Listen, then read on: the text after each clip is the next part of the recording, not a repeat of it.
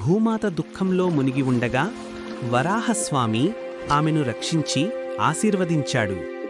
ఈ ఆశీర్వాదం వల్లనే నరకాసురుడు జన్మించాడు. మొదట ఆయన ధార్మికుడిగా, ప్రజల పాలకుడిగా ఉన్నాడు. కాని శక్తి పెరిగే కొద్దీ అహంకారం అతనిని అంధుడిని చేసింది.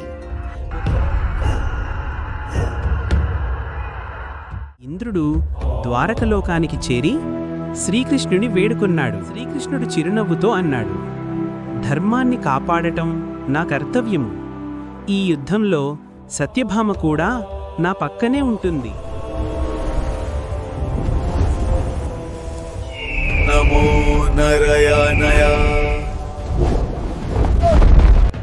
యుద్ధం ప్రారంభమైంది.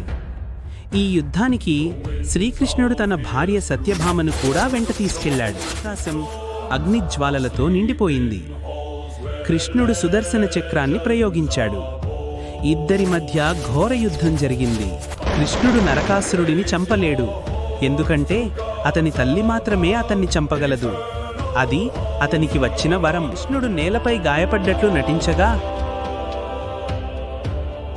సత్యభామకు కోపం వచ్చి నరకాసురుడిని సంహరించింది.